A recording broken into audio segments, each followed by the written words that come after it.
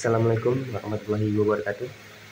Perkenalkan, saya Aldi Pratama, mahasiswa agribisnis semester 6 Universitas Malik Saleh. Di sini saya akan menjelaskan materi perkuliahan mengenai manajemen risiko atas penanganan konflik dari mata kuliah manajemen dan risiko bisnis.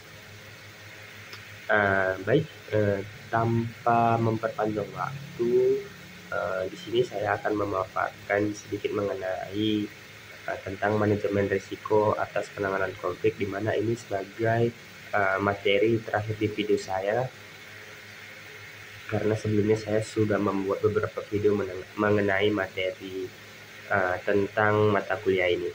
Baik, langsung saja kita masuk ke materinya tentang manajemen risiko atas penanganan konflik.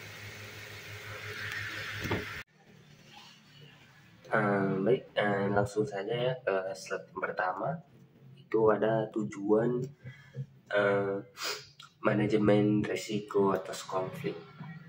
Sebagaimana yang telah diuraikan di bab-bab sebelumnya, program atau kegiatan yang dilaksanakan di suatu organisasi seringkali menghadapi masalah atau problem, perbedaan persepsi dan penerimaan dari anggota organisasi yang memicu timbulnya konflik, dan dengan demikian secara tidak sengaja terjebak dalam perselisihan antara pihak-pihak yang berbeda pendapat. Efek negatif ini dapat mencakup resiko terhadap personil organisasi dan penerima manfaat dari organisasi, serta biaya yang dikeluarkan pencapaian atas tujuan organisasi. Dalam konteks ini, manajemen risiko atas konflik adalah proses yang ditunjukkan untuk yang pertama itu mengidentifikasi dan memantau risiko yang berbeda serta antisipasi terhadap dampak yang pada tingkat yang berbeda, menjadikannya lebih transparan dan dapat dikenali dan direfleksikan oleh manajemen dan pegawai. Yang kedua itu ada identifikasi, penyesuaian dan tindakan yang diperlukan atau strategis, personel dan operasional untuk mengurangi risiko sampai tingkat yang dapat diterima melalui pengurangan ancaman kerentanan. Kemudian ada yang ketiga itu membangun struktur implementasi yang tepat untuk organisasi, memastikan kelanjutan praktik organisasi yang aman yang dapat berkontribusi pada pencapaian tujuan yang dibayangkan dalam jangka panjang. Keselamatan pegawai adalah persyaratan untuk semua organisasi.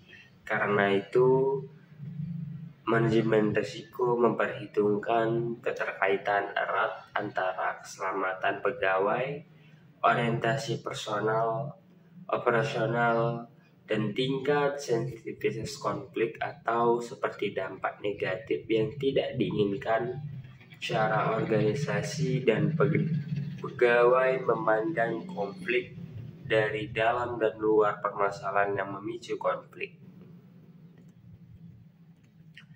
Strategi manajemen risiko atau konflik yang mungkin terjadi pada organisasi ini dimaksud untuk memadu seluruh insan organisasi dalam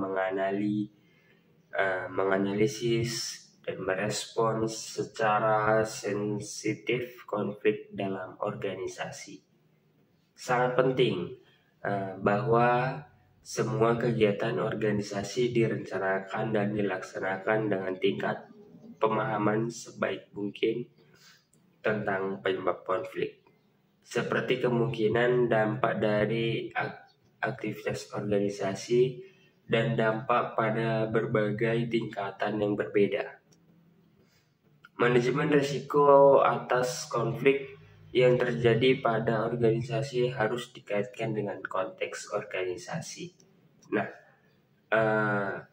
tujuan spesifik dari manajemen risiko terhadap konflik adalah untuk melengkapi manajemen dan seluruh staf organisasi untuk menjaga keselamatan mereka secara lebih baik dan untuk menjaga kebersinambungan pelaksanaan kegiatan organisasi secara efektif meskipun dalam situasi konflik.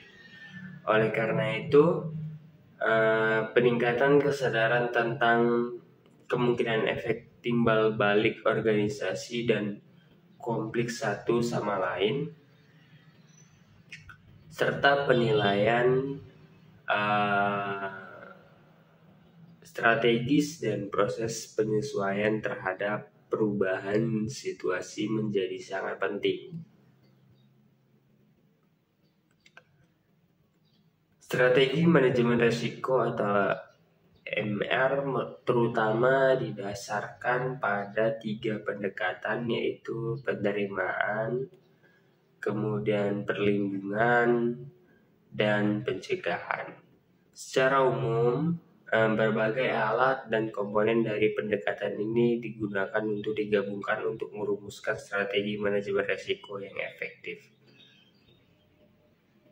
Dalam perumusan strategi manajemen risiko yang efektif terdapat beberapa pertanyaan dasar yang perlu dipertimbangkan.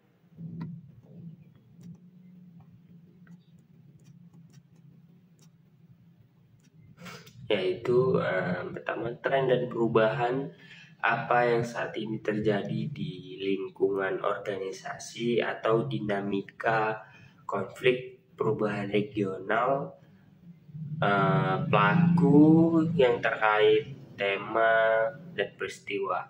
Kemudian ada apa konsekuensi dari peristiwa atau perubahan ini terhadap keselamatan staf dan pelaksanaan kegiatan atau portofolio organisasi. Kemudian ada apakah risiko terhadap personel dari portofolio organisasi masih dapat diterima. Kemudian apa yang dapat dilakukan untuk mengurangi risiko ini.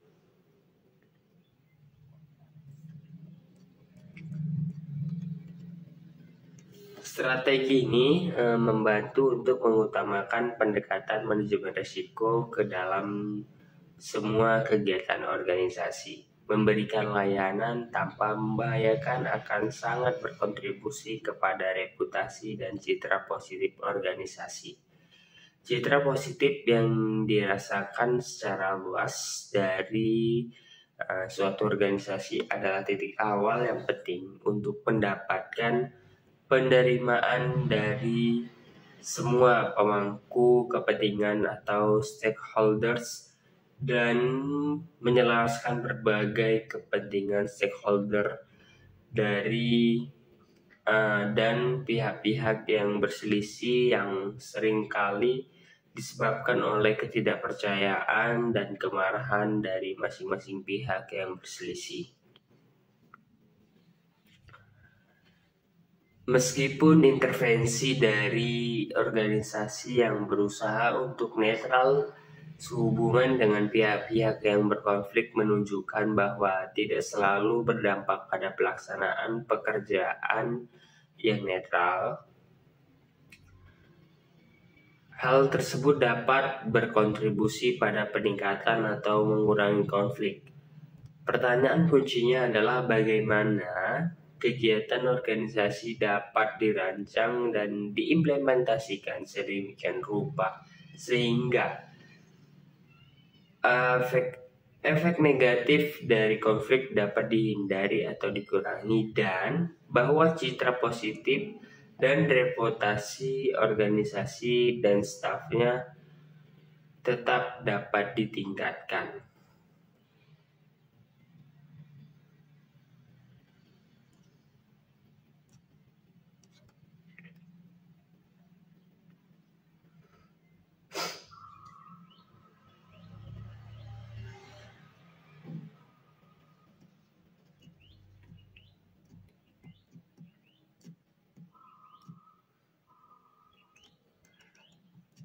Manajemen risiko atas konflik dalam organisasi adalah tugas manajemen terkait dengan tugas menjaga harmonisasi dalam organisasi.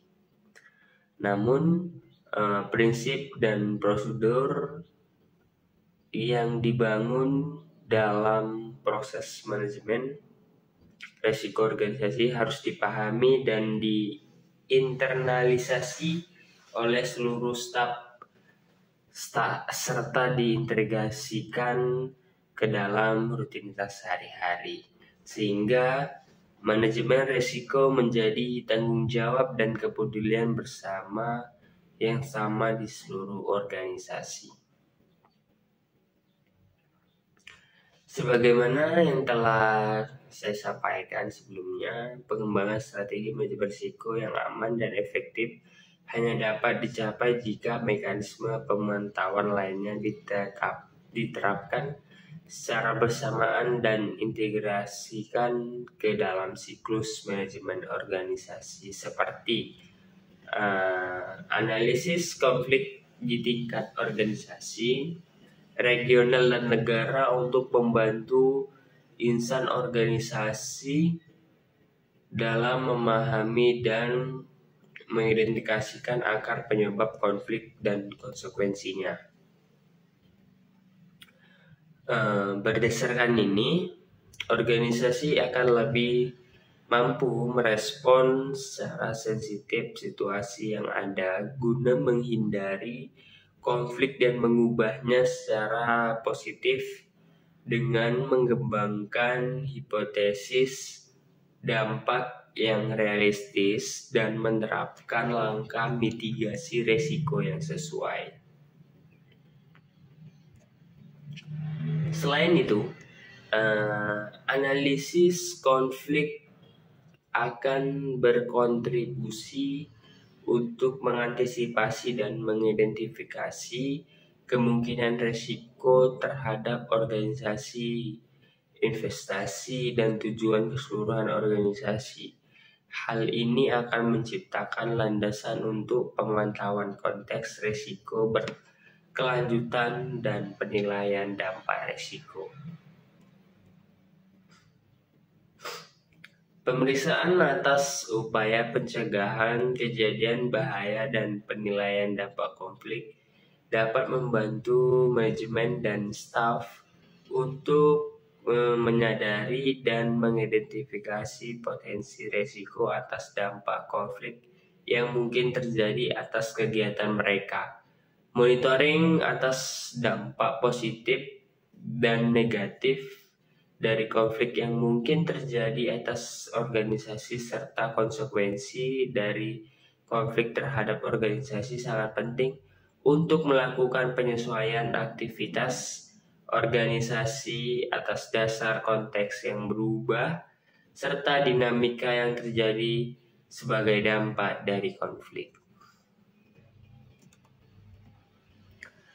Baik, kita beralih ke slide selanjutnya, di mana itu ada prinsip-prinsip dan prosedur umum manajemen risiko dan penanganan konflik. Yang pertama itu ada prinsip dasar manajemen risiko, itu ada manajemen risiko MR harus terintegrasi secara operasional sebagai isu lintas sektoral. Di dalamnya itu terdapat dalam kegiatan rutin dan manajemen portofolio selama proses serta fase pelaksanaan kegiatan organisasi. Kemudian pada yang ketiga itu ada pada setiap tingkatan organisasi, tingkat negara, markas, dan organisasi terkait. Kemudian kedua ada tanggung jawab pribadi dan kelembagaan dan mandat perlu diklarifikasi dan dipahami oleh pemangku kepentingan dan pengambil keputusan pada setiap tingkat. Yang ketiga, semua tahapan proses manajemen risiko hendaknya dilaksanakan sepenuhnya dengan efektif dan proaktif, dimulai dari penilaian dan mengukur risiko, memantau serta mengelola dan mengurangi risiko. Yang keempat, ada manajemen agar proaktif, mengingatkan mengenai pentingnya dan kesiapan untuk kemungkinan terjadinya reorientasi fleksibel dan perencanaan ulang di tingkat strategis, personel, dan operasional. Hal ini karena lingkungan konflik dapat berubah dengan cepat. Kemudian yang kelima itu ada manajemen risiko dan sensitivitas atau kesadaran akan terjadinya konflik dapat saling memperkuat baik negatif dan positif dan perlu diperiksa silang secara holistik. Di satu sisi, sensitivitas konflik dapat meningkatkan kerentanan terhadap ancaman, dan di lain pihak, sensitivitas konflik juga dapat memberikan dan mempromosikan citra positif atas kegiatan organisasi, sehingga mengurangi kerentanan terhadap risiko karena penerimaan umum di antara para pemangku kepentingan. Kemudian yang keenam itu ada banyak pihak yang terlibat dalam organisasi manajemen risiko, karena oleh karena itu perlu dibangun suatu pola koordinasi dan pertukaran informasi yang berharga, yang konstruktif, serta sistem manajemen risiko individu harus didasarkan pada instrumen dan mekanisme yang mapan seperti ketentuan perencanaan dan penanganan krisis, kemudian sistem informasi dan pemantauan hasil oleh unit kepatuhan dan pemilih risiko.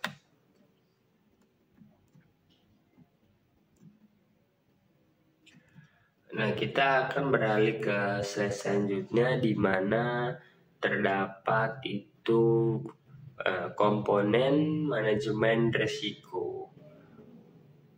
Desain strategi manajemen risiko biasanya sangat spesifik untuk situasi atau kondisi tertentu. Oleh karena itu, tidak ada satu pendekatan yang benar untuk semua kondisi.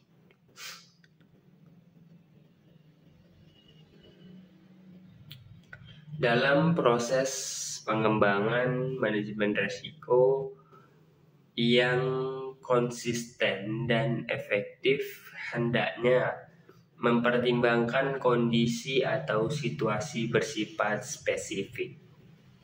Hendaknya mempertimbangkan kondisi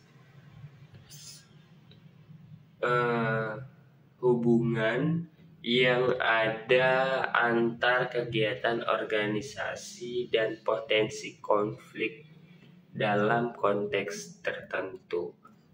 Nah, yang pertama itu ada analisa dan mentoring. Dalamnya terdapat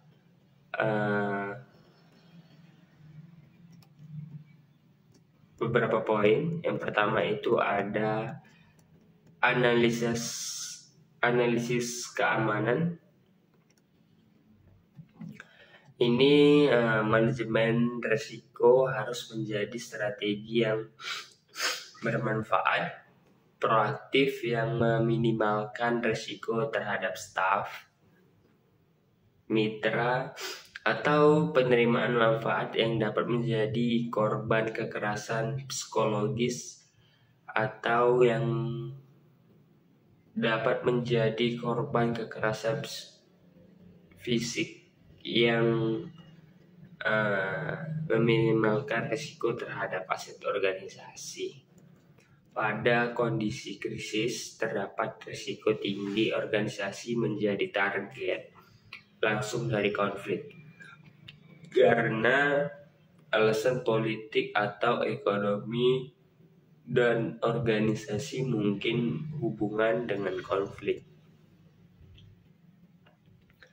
Analisis keamanan meneliti dan secara realistis menilai situasi dan mengantisipasi ancaman, kerentanan, dan kapasitas organisasi dan staf untuk mengelola dan meminimalkan risiko dengan tepat. Tergantung pada tingkat ancaman yang potensial terhadap organisasi. Analisis harus dilakukan oleh spesialis keamanan selama fase perencanaan program dan organisasi. Analisis keamanan bertujuan untuk menilai apakah ada kondisi kerangka kerja yang tepat sehingga kelayakan intervensi yang direncanakan dapat dijamin. Selama fase pelaksanaan, analisis terperinci harus dilakukan secara teratur pada tingkat program kerja atau kegiatan organisasi dalam konteks lingkungan dari program kerja dan organisasi.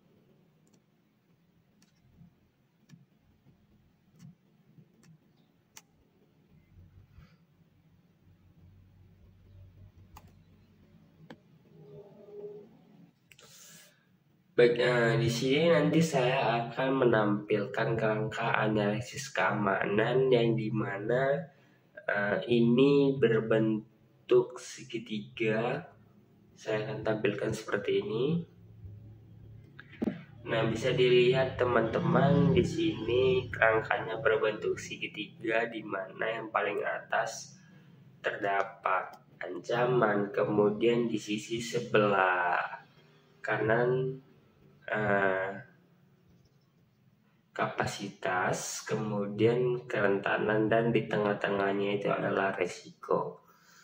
Nah, dari penjelasan gambar yang teman-teman lihat ini, resiko itu didefinisikan sebagai kombinasi ancaman, kerentanan, dan kapasitas, di mana ancaman apakah terdapat potensi terjadinya bahaya dan cedera bagi staf mitra, penerima manfaat, dan aset organisasi. Organisasi selain menghadapi ancaman dari eksternal juga menghadapi ancaman dari internal organisasi, seperti perilaku staf yang tidak peka yang dihukum oleh pihak yang bertentangan. Kemudian kerentanan jika staf, penerima manfaat, mitra, dan aset terpapar ancaman karena mereka berada di area konflik, mereka menjadi rentan. Kerentanan bervariasi menurut organisasi atau image organisasi, strategi aktivis, dan lain sebagainya, dan faktor individual, seks, usia, tingkat pelatihan, jabatan, dan lain sebagainya. Kemudian kapasitas adalah sumber daya dan potensi yang dimiliki organisasi atau individu untuk meminimalkan dan mengelola kerentanan dan paparan ancaman melalui strategi penerimaan, perlindungan, dan pencegahan. Nah, dari apa yang saya jelaskan tadi dapat disimpulkan bahwa suatu klasifikasi kan sebagai risiko jika terkena atau rentan terhadap ancaman. Dengan demikian, staf atau pegawai, mitra, penerima manfaat diklasifikasikan sebagai aset berisiko. Jika salah satu tidak terkena ancaman, maka faktor risiko relatif lebih rendah. Dalam hal ini, organisasi pengembangan kapasitas perlu dilakukan, misalnya melalui yang pertama itu pelatihan staf tentang manajemen risiko, komunikasi, transformasi konflik, dan keselamatan pribadi. Kemudian yang kedua, asesmen secara teratur dan mendapatkan pemahaman yang menyeluruh tentang situasi dan politik, ekonomi, dan konteks sosial dan dari organisasi. Kemudian yang ketiga, akses ke fasilitas dan informasi saluran komunikasi, dan yang keempat itu berbagi informasi dengan pemangku kepentingan nasional dan internasional. Strategi manajemen risiko bertujuan untuk mengurangi ancaman dan kerentanan organisasi dan stafnya, dan secara aktif meningkatkan kapasitas organisasi untuk mengelola risiko secara tepat, yang dapat berkontribusi untuk mengurangi paparan terhadap ancaman dan menurunkan tingkat risiko dan tingkat yang dapat diterima. Kemudian kita akan lanjut lagi ke poin yang kedua, komponen manajemen risiko itu ada yang kedua itu ada penilaian dampak risiko. Kemungkinan bahaya dan dampak yang dapat sangat penting untuk penilaian situasi ini juga dapat mempengaruhi keputusan penilaian situasi.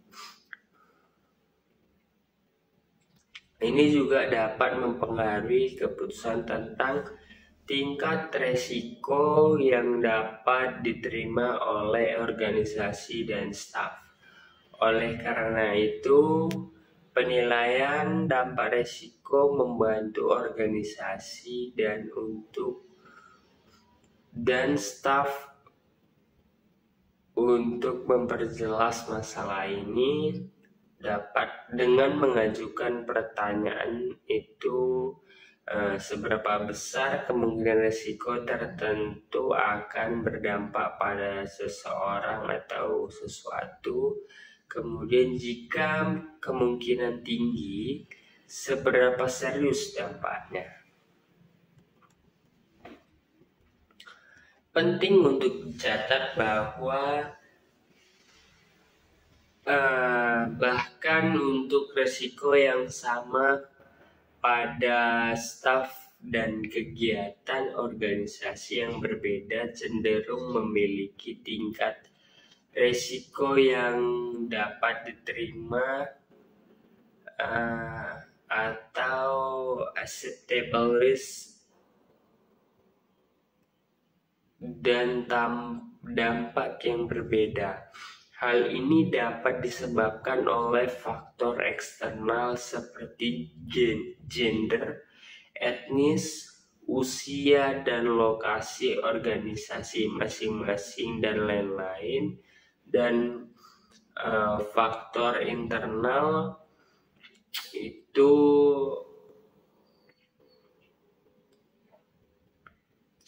misalnya pengalaman psikologis dan mode pengiriman masing-masing. Oleh karena itu, manajemen staf perlu mengetahui tingkat penerimaan dan dampak untuk setiap resiko secara pribadi, serta seluruh organisasi. Kondisi ini juga perlu dipantau untuk memberikan peringatan kepada manajemen ketika risiko bergeser dari yang dapat diterima ke kondisi yang tidak dapat diterima. Secara umum, risiko dapat dianggap dapat diterima ketika pertama hanya sedikit bukti dan tidak terlalu jelas bahwa kegiatan organisasi, staf, penerimaan manfaat atau mitra telah menjadi sasaran kekerasan atau intimidasi yang serius. Kemudian staf dapat terus bekerja tanpa secara fisik dan psikologis dirugikan dan aset organisasi tidak diragukan. Nah, secara umum risiko dapat dianggap tidak dapat diterima itu ketika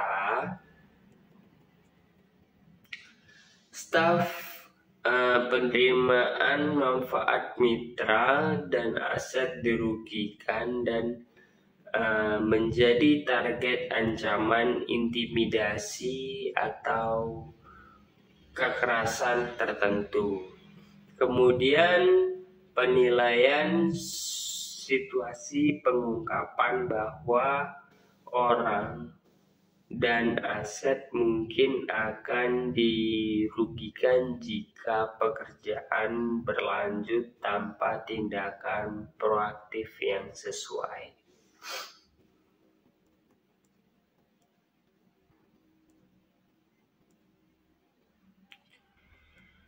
Kemudian masih pada komponen manajemen risiko, yang ketiga itu ada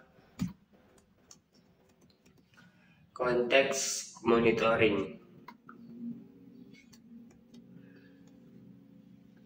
Ancaman yang diantisipasi, kerentanan dan risiko yang diidentifikasi dan dinilai oleh konflik dan analisis keamanan harus secara teratur dipantau dan dievaluasi dalam rangka untuk mengembangkan kesadaran akan risiko dan respon manajemen yang sistematis terhadap risiko.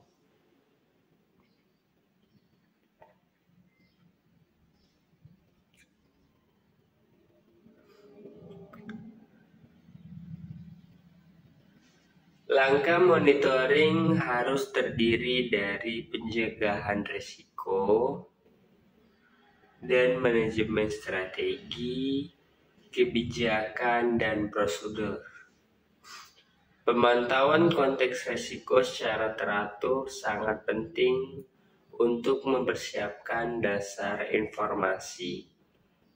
Nah, berikut ini adalah beberapa prinsip dasar untuk memantau konteks.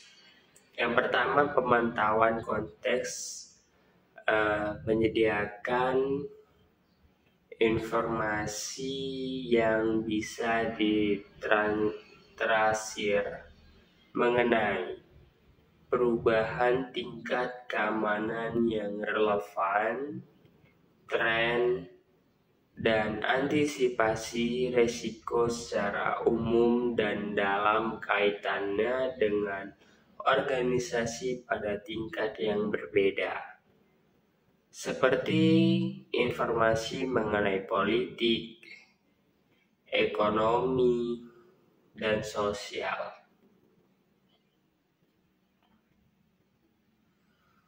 Cakupan pemantauan didefinisikan berdasarkan hasil analisis konflik dan keamanan. Kemudian pemantauan konteks harus dilakukan pada tingkat organisasi atau program. Koordinasi dan kerjasama antara stakeholder yang berbeda serta analisis dilakukan bersama dan mendiskusikan tentang perspektif kegiatan dapat berkontribusi untuk memastikan efisiensi biaya dan meningkatkan kualitas pemantauan secara keseluruhan.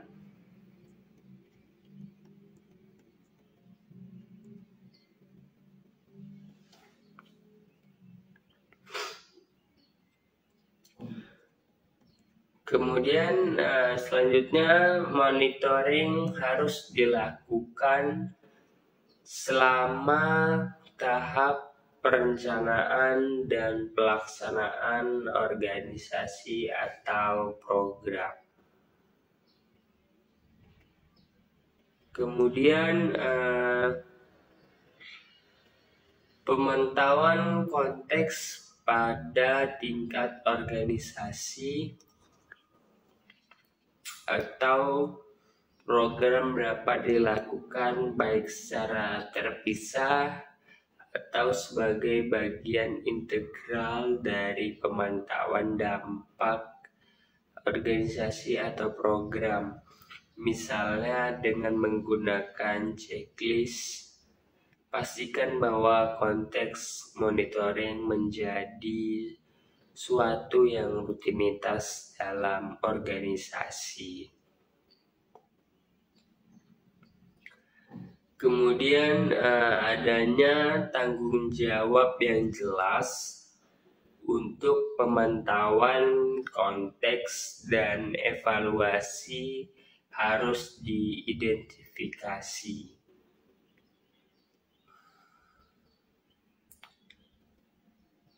Kemudian monitoring konteks dapat dilakukan pada berbagai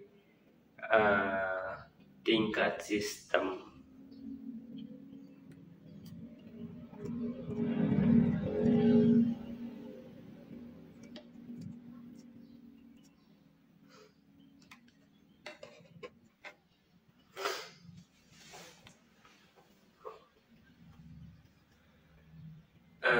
Kemudian yang terakhir pada komponen manajemen resiko itu yang terakhir ada pertemuan rutin dan aliran informasi.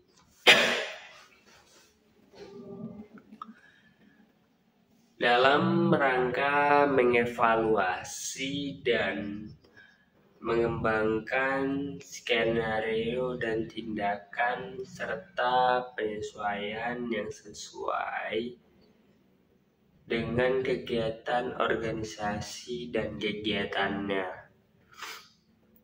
harus dilakukan review secara rutin. Kegiatan ini sebaiknya diintegrasikan ke dalam proses manajemen yang sudah ada, pelaporan rutin, dokumentasi, dan analisis situasi keamanan juga harus menjadi bagian dari proses tersebut. Selain itu juga harus dipastikan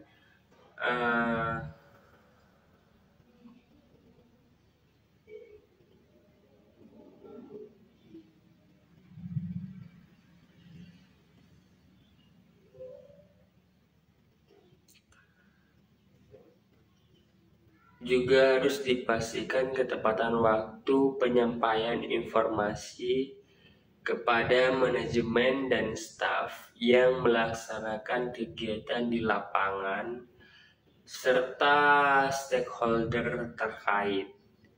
Oleh karena itu, personil manajemen yang bertanggung jawab harus ada, dapat dengan mudah diakses dan mendapatkan informasi yang cukup sepanjang waktu.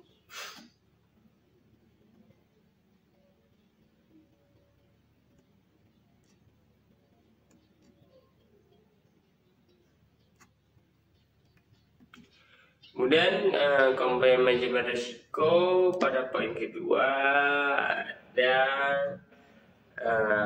pencegahan dan manajemen. Jika yang pertama tadi adalah analisa dan monitoring, maka yang kedua adalah pencegahan dan manajemen.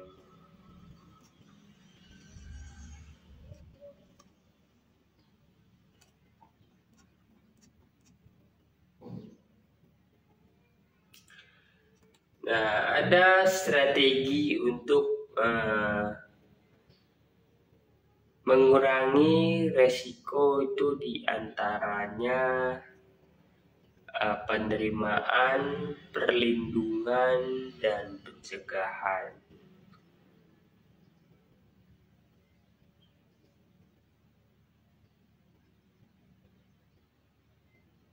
Secara umum ada 3 strategis ini untuk mengurangi resiko.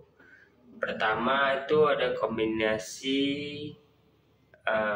strategi dan perlindungan adalah strategi yang paling umum diterapkan dalam merumuskan strategi atau upaya pencegahan mengacu pada langkah-langkah sebagaimana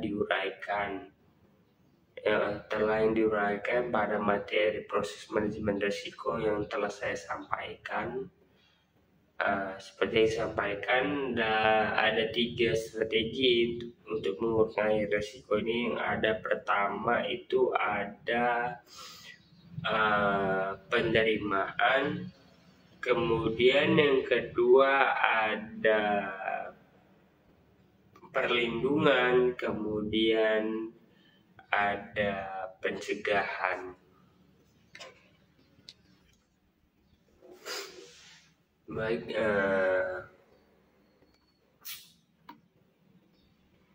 kita lanjut ya. Tadi seperti yang saya sampaikan ada 3 tadi strategi untuk mengurangi risiko, diantara itu penerimaan, perlindungan, dan pencegahan, di mana penerimaan, perlindungan, dan pencegahan yang kita tahu itu adalah penerimaan itu adalah seluruh pendapatan yang diterima tanpa melihat dari mana sumbernya, dengan besar tidak selalu sama untuk setiap kurun atau jangka waktu tertentu. Kemudian ada perlindungan, ini sifatnya adalah berarti mengayomi sesuatu dari hal-hal yang berbahaya. Sesuatu itu bisa jadi berupa kepentingan maupun benda atau barang. Selain itu, perlindungan juga mengandung makna pengayoman yang diberikan oleh seseorang terhadap orang yang lebih lemah. Kemudian ada pencegahan. Jadi pencegahan ini adalah proses atau cara atau tindakan pencegahan atau tindakan menahan agar sesuatu hal itu tidak terjadi Juga dapat bisa dikatakan pula itu suatu upaya yang dilakukan sebelum terjadinya pelanggaran seperti itu.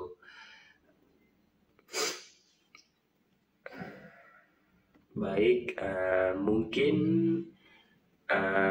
dari video saya yang durasi cukup panjang, saya harap teman-teman bisa memahami apa yang saya sampaikan dan saya jabarkan mengenai tentang materi kali ini, yaitu materi manajemen risiko atas penanganan konflik, di mana ini adalah sebagai video terakhir mengenai tugas mata kuliah manajemen dan risiko bisnis. Jika ada salah kata atau salah penyampaian dalam memaparkan materi, saya mohon maaf. Saya akhiri. Assalamualaikum warahmatullahi wabarakatuh.